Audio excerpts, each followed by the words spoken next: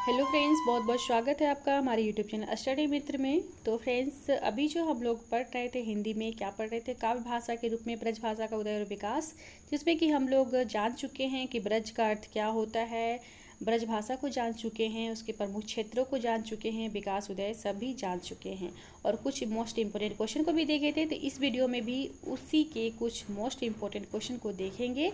इसके बाद जो है यह टॉपिक बिल्कुल समाप्त हो जाएगा। उसके बाद नेक्स्ट वीडियो में हम लोग नए टॉपिक के साथ फिर उपस्थित होंगे आपके सामने। तो चलिए, इसमें जो बचे हुए क्वेश्चन थे वो देख लेते हैं, कौन कौन सा क्वेश्चन इसमें बचा हुआ था जो कि बहुत ही इम्पोर्टेंट है।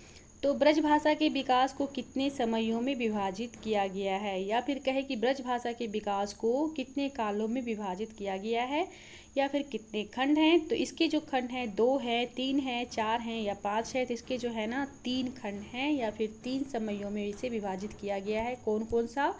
आदिकाल, मध्यकाल और आधुनिक काल। तो इसका ऑप्शन नंबर जो है बी सही हो जाएगा।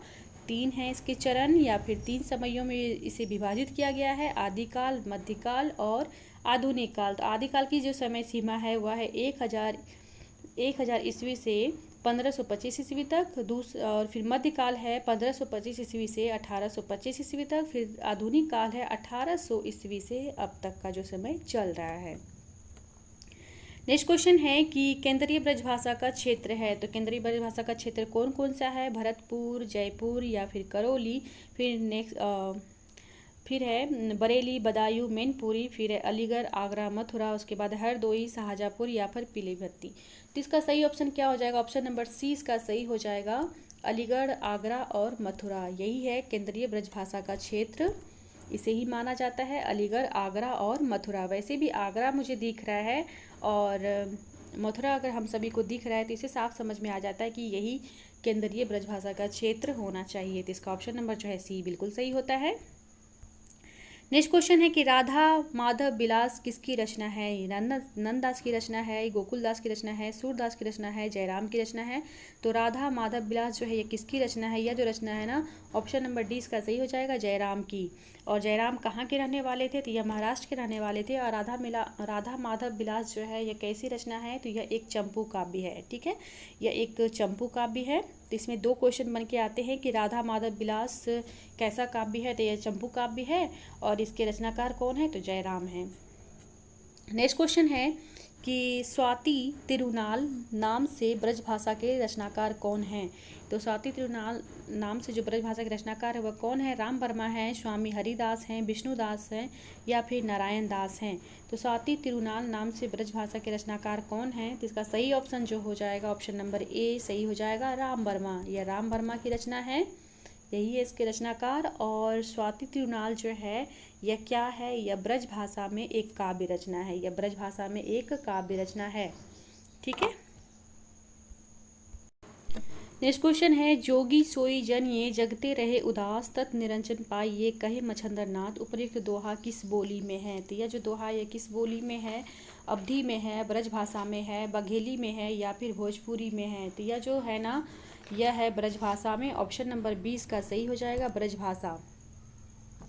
नेक्स्ट क्वेश्चन है कि हरिश्चंद्र पुराण किसकी रचना है? तो हरिश्चंद्र पुराण किसकी रचना है? सुधीर अग्रवाल की है, अमरदास की है, विष्णुदत्त की है या फिर जाखुम नयार की है? तो ये जो ऑप्शन नंबर इसका डी सही हो जाएगा, यह रचना है जाखुम नयार की। ठीक है। नेक्स्ट क्वेश्चन है कि निम्नलिखित में से कौन सी कृति विष्णुदास की नहीं है? विष्णुदास की कृति नहीं पूछा गया है, वैसे इसमें टिक में लगा दी हूँ पहले ही। तो जानकी मंगल जो है यह तुलसीदास की रचना है। ऑप्शन नंबर बी जो है इसका सही हो जाएगा कि यह जो है विष्णुदास की रचना नहीं है, बाकी यह तीनों जो है यह विष्णुदास की रचना है। ठीक है, ये तीनों जो है विष्णुदास की रचना है। और जानकी मंगल ये जो रचना है ये तुलसीदास की रचना है। तो ऑप्शन नंबर 20 का सही हो जाएगा। इसमें विष्णुदास की कृति नहीं पूछा गया है, तो जानकी मंगल तुलसीदास की रचना है, ये विष्णुदास की रचना नहीं है। बाकी महाभारत कथा, रुक्मणी मंगल और स्वर्गारोहण यह जो है विष्णुदास की रचना है। नेक्स्ट क्वेश्चन है कि स्नेह लीला के रचनाकार कौन है? तो स्नेह लीला के रचनाकार कौन है? कुम्भन दास हैं, रेददास है, विष्णुदास हैं या फिर नानक देव हैं? इसका ऑप्शन नंबर जो है सी सही हो जाएगा। यहाँ पे सी होना चाहिए, मैं बी ही लिख दी हूँ, कोई बात नहीं, मैं भी कर देती हूँ। तो सी ऑप्शन इसका सही हो जाएगा कि विष्णुदास। स्नेह लीला के जो रचनाकार हैं वह है विष्णुदास, ये विष्णुदास की रचना है। नेक्स्ट क्वेश्चन है कि दामो कवि की रचना है, तो दामो कवि की जो रचना है वह क्या है, कौन सी रचना है? हरिश्चंद्र पुराण है, मधुमालती कथा है, या फिर वर्ण रत्नाकर है, या फिर लक्ष्मण सेन पद्मावती कथा है। तो इसका ऑप्शन नंबर जो है डी सही हो जाएगा। लक्ष्मण सेन पद्मावती कथा जो है यह दामो कवि की रचना है। ठीक है। नेक्स्ट क्वेश्चन है कि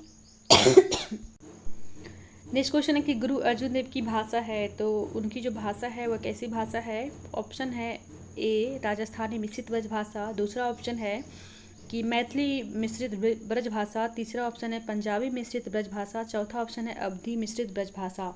तो इसका ऑप्शन नंबर जो है सी सही हो जाएगा, पंजाबी मिश्रित ब्रज भाषा। ठीक है। गुरु अर्जुन देव की जो भाषा थी वह थी पंजाबी मिश्रित ब्रज भाषा। इसका मतलब हो जाता है सेम सेम जो शब्द लिखे जाते हैं उसी का मतलब होता है। ठीक है। तो पंजाबी मिश्रित ब्रज भाषा गुरु अर्जुन देव की भाषा थी। नेक्स्ट क्वेश्चन है कि ब्रज भाषा में निम्नलिखित में से कौन सा स्वर नहीं है? तो इसके बारे में मैं बताई थी कि कौन सा स्वर नहीं है।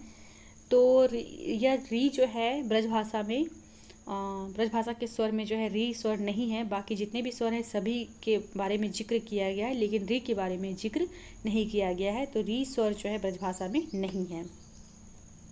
नेक्स्ट क्वेश्चन है कि ब्रज भाषा का पूर्वी रूप है, तो ब्रज भाषा का पूर्वी रूप जो है वह क्या है? बुंदेली है, कन्नौजी है, अंतर्वेदी है, या फिर डांगी है। तो ब्रज भाषा का जो पूर्वी रूप मिलता है ना वह मिलता है कन्नौजी। ठीक है। तो कन्नौजी इसका ऑप्शन नंबर बी सही हो जाएगा। नेक्स्ट क्वेश्चन है कि ब्रज भाषा काव्यशाला के संस्थापक निम्नलिखित में से कौन है? तो ब्रज भाषा काव्यशाला के संस्थापक कौन है? यह क्वेश्चन जो है बहुत ही अच्छा क्वेश्चन है। तो इसके संस्थापक के बारे में पूछा गया। तो ब्रज भाषा काव्यशाला के संस्थापक कौन है? जयसिंह है, मानसिंह है, लखपति सिंह है, या फिर अकबर है। तो इसका ऑप्शन नंबर जो है सी सही हो जाएगा। ऑप्शन नंबर सी लखपति सिंह। ठीक है। ऑप्शन नंबर सी इसका सही हो जाएगा, लखपति सिंह। ब्रजभाषा काव्यशाला के संस्थापक जो है वह लखपति सिंह है। और इसकी स्थापना जो हुई है कब हुई है? तो 1749 ईस्वी में, 1749 ईस्वी में हुई है इसकी स्थापना ब्रजभाषा काव्यशाला की।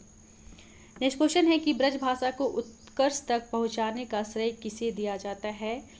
परमानंद दास को, छिस्वामी को, वल्लभाचार्य को, या फिर सूरदास को। तो ब्रज भाषा को उत्कर्ष तक पहुंचाने का जो श्रेय है ना वो दिया गया है सूरदास जी को। ऑप्शन नंबर डी इसका सही हो जाएगा। और नेक्स्ट क्वेश्चन है कि कौन सा ग्रंथ ब्रज भाषा में है? कौन सा ग्रंथ ब्रज भाषा में है ये पूछा गया है।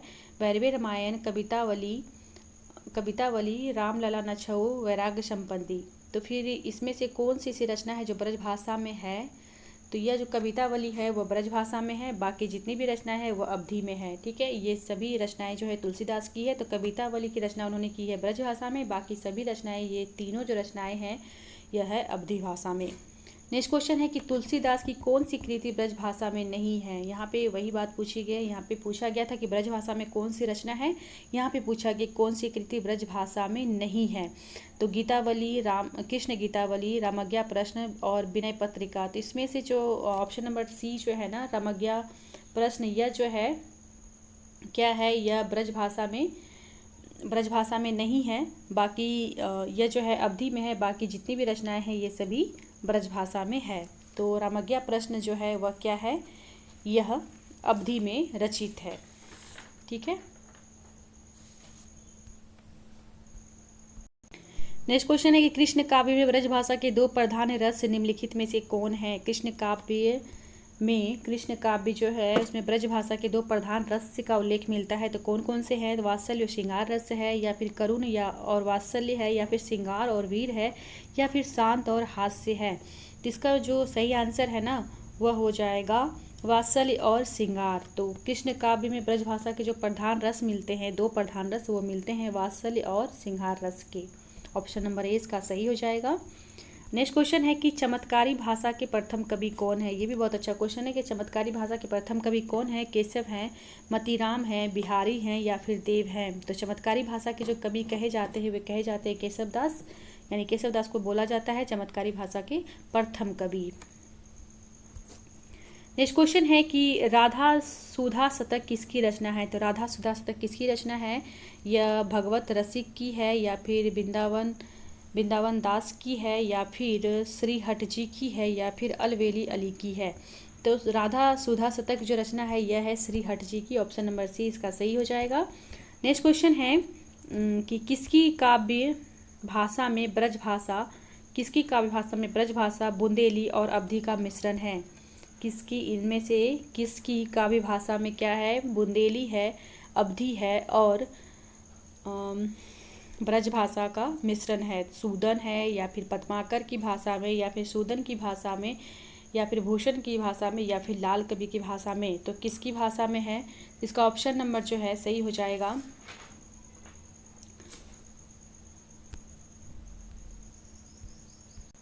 डी, सही हो जाएगा लाल कवि। ठीक है, ऑप्शन नंबर डी इसका सही हो जाएगा लाल कवि। तो ये थे आज इसके बचे हुए कुछ इंपॉर्टेंट क्वेश्चन। उम्मीद करती हूँ कि ब्रज भाषा के उदय और विकास के बारे में आप लोग को अच्छे से समझ में आ गया होगा, अच्छे से आप लोग समझ गए होंगे इस चीज़ को। और मिलते हैं अगले वीडियो में नेक्स्ट टॉपिक के साथ। तब तक के लिए धन्यवाद।